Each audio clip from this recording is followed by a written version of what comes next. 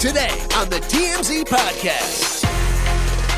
Hello and welcome to the TMZ Podcast. I'm Charlie Cotton, and joining me today is host of the Get to the Hook podcast, Eric Colley. Hello. Yeah, our new podcast. Charles and I are hosting that. What's it about? It's music stuff. Wow. Because I'm the music nerd, and so is Charles. So we'll take a story that's kind of in the news, like the one we just shot this week is about Kanye West and Donna Summer, the lawsuit that may be happening there. And then we break down famous lawsuits, the ones that change music. Oh, interesting. We talk about albums, Grammy of the Year album, Taylor and Beyonce, a lot of stuff. It's fun. I like it. Yeah, it's good stuff. Congrats on the new podcast. Thank you.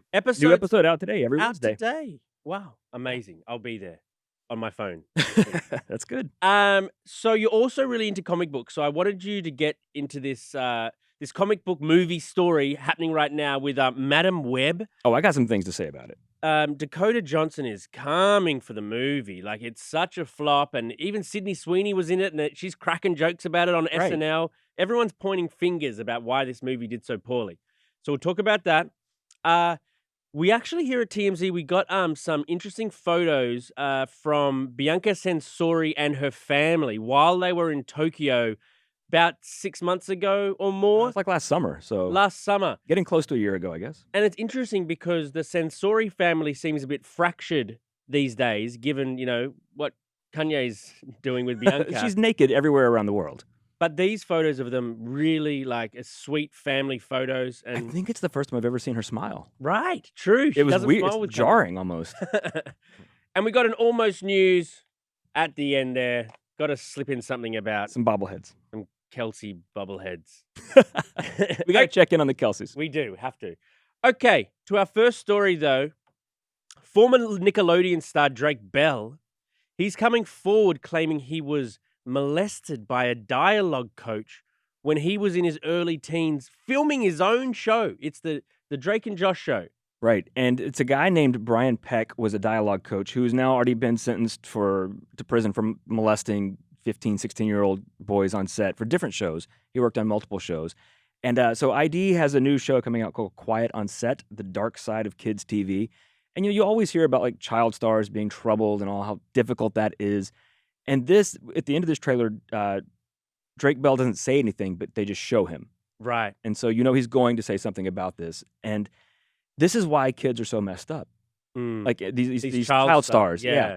Because imagine you're a teenager and this dialogue coach molests you. Mm.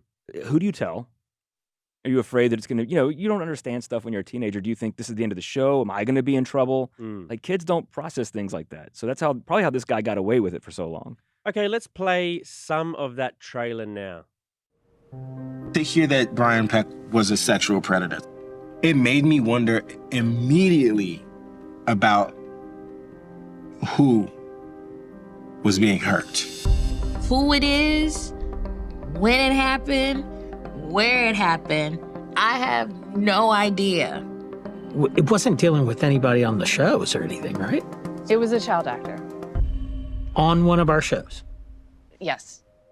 So when Brian Peck, was sentenced back in 2004, it wasn't revealed who the boys were because, you got to protect their Right. safety. They might have still been minors at that point. This was Right. 20 years ago. So now this is going to be the documentary that, uncovers who the boys were. And yeah, as you said, at the end of this trailer, you see Drake Bell sitting down, about to tell his story. So this Brian Peck, I was surprised when he was convicted and he pled no contest to it, to a lewd act with a 14 or 15-year-old and to oral copulation with a minor under 16. He only got 16 months in prison? Yeah. What? How is that? I don't, and also because it's multiple counts, like he's like a serial predator at that point. You can't even be like, oh, this was like a lapse in judgment, which is not, I'm not defending that either, certainly, but this is clearly a man who preyed on young boys. And how do you just let him? That's unbelievable. Yeah. That's unbelievable. And somebody who worked in that industry, who sought it out and had access to these kids, you got to keep that guy away. Right. And it's just, the lasting impact it's had on Drake, because we've done lots of stories about Drake, like how he was convicted of child endangerment as an adult. And, we did stories about how he goes missing Right. and about how he is suicidal and that sort of stuff. There's been a lot of concern about him and his mental state and his safety and his well-being the last couple of years. And you can see this is probably where a lot of it comes from. Right. So, yeah, this will be a really interesting and awful sort of documentary. Right. But it really does tell the story of, how Drake got to where he is today. Yeah. And hopefully, we don't know, like you said, they don't have him saying anything in this trailer, which actually makes me think he's going to say a lot. Because if you know you've got good stuff, you want to tease it. If you didn't have the payoff, then why would you tease that? Like, oh, he's going to say stuff. But this is maybe good for him to, like, kind of reclaim himself, I think so. Like, this is my side of it. This is the thing I've been living with all these years and Yes. nobody knew. And now he gets to maybe let that go. So hopefully that's good for him. I would hope so because, he's been suffering silently and we've all been, like, scratching our heads about what's this guy doing? Like, it's so weird. Right. But now it makes a whole lot more sense and hopefully, it'll be a good chance for him, a cathartic sort of thing Hopefully. for him. I hope Hopefully, so too. yeah. Okay. On to our next story. Dakota Johnson. She hates her latest movie and she's making no bones. She's not about it. alone. She's not alone. It seems like everyone the few people who've gone to watch it didn't really love it. Right. I haven't seen it. It's got 12% on Rotten Tomatoes. It has grossed $25 million domestically from an $80 million budget. Yeah, its first week it made that, but it hasn't made much more since. It was a huge bomb.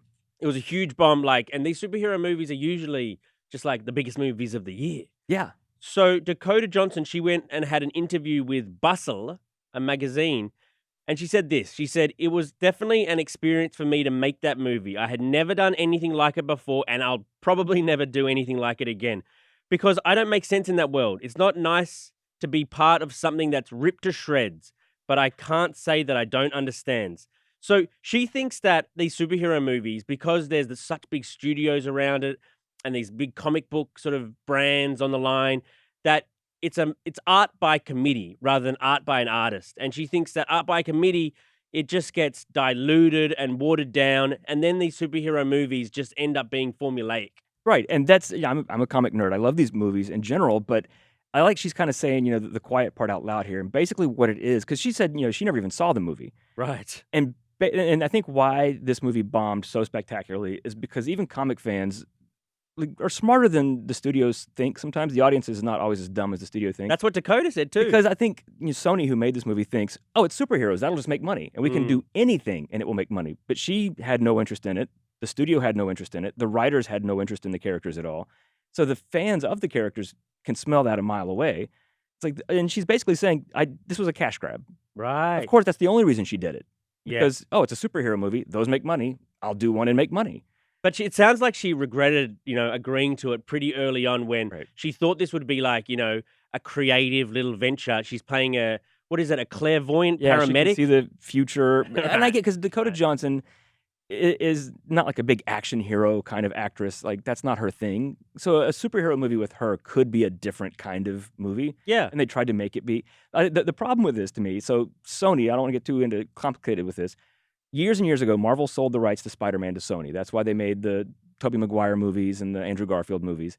And then when Marvel did their own movies, they had to negotiate to get rights to Spider-Man, which was Tom Holland. Mm-hmm. But Sony owns the rights to every other Spider character. That's why Sony makes the Venom movies and that Morbius movie and Madam Web. Those are Spider-Man characters.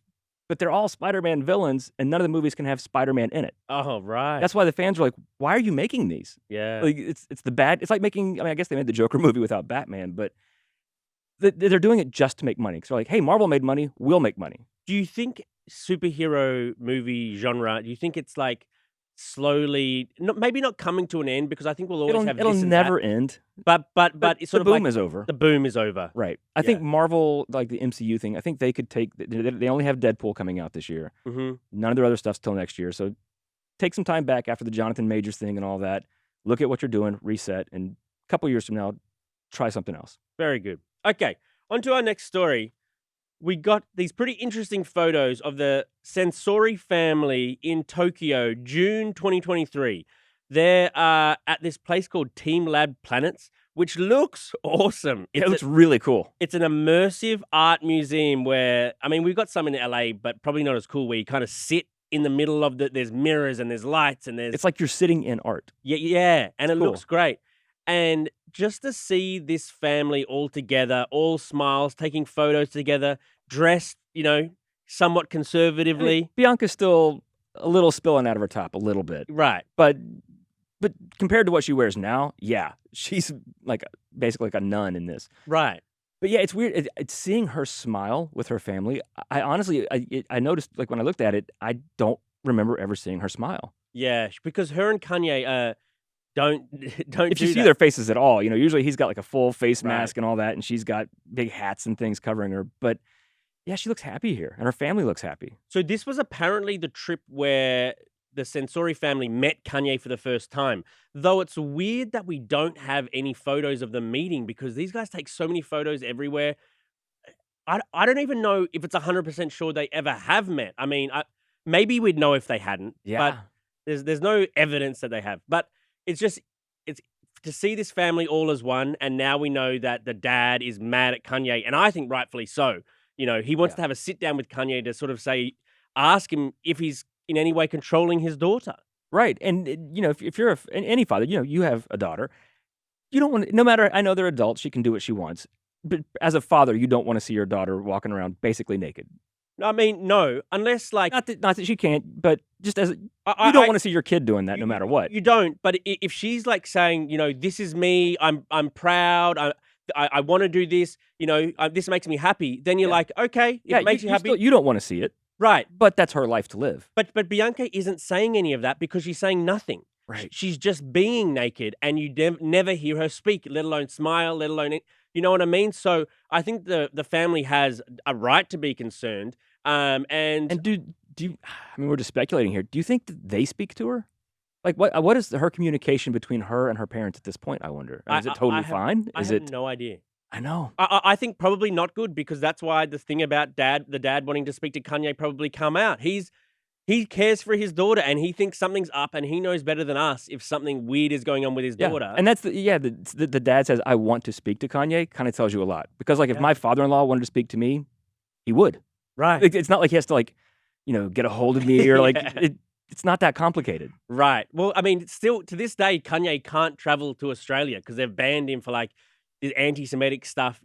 Australia bans people pretty easily. Yeah, they do. But That's why you're not there anymore, right? yeah, right. They kicked me out. But God, I mean, where does this end? Do you think? Like this whole Kanye and Bianca, the family, where do you think this is going? Where do you think it'll end? I don't know. Do they do what you want is her to do like a sit-down interview Yeah. and without Kanye. Right. You want her to sit, and if she's like, yes, I'm fine, this is my choice, then you have to take her at Yeah. her word. But just the hearing, and maybe Kanye likes that because the speculation keeps them in the news. Yeah, that's true too. Who knows? I don't know. Messy situation. Okay. Almost news segment.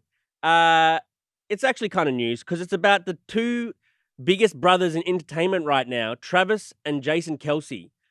They're taking over from the Paul brothers because Oh, they already have. they're so beloved. Firstly, which I don't know if the Paul brothers are. They kind of never were. They were divisive. They you were know? heels. Yeah, people loved them. People also didn't like them.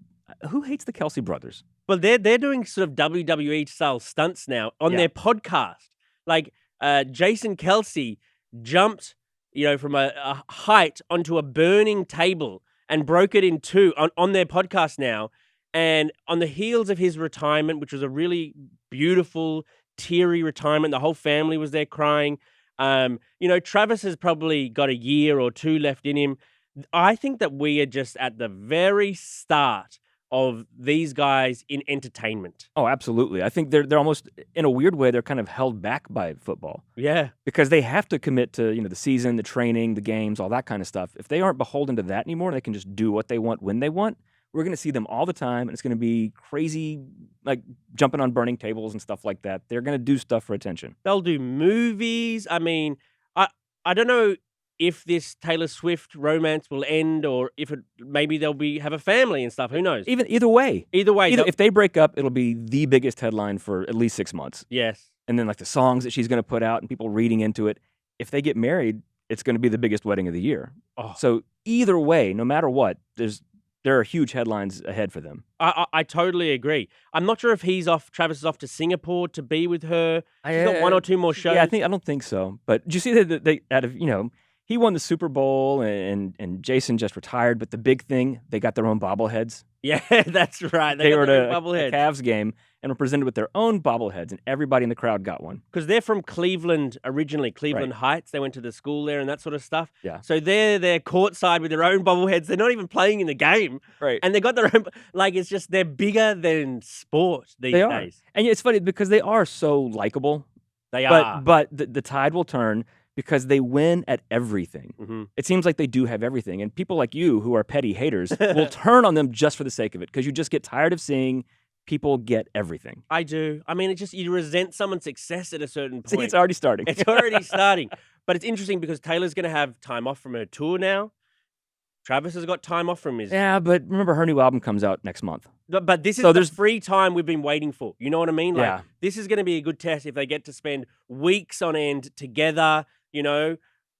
Can they survive the monotony of real life? Yeah. But it doesn't have to be for that long. Like I said, she's got the whole album rollout coming. The single could drop anytime. It's not slowing down anytime soon. Well, we'll be here on the podcast to cover it all. We'll be here talking about it. Yeah. Okay, thanks for joining me today, Eric. All right, it's always fun. And we'll see you guys here tomorrow. Goodbye.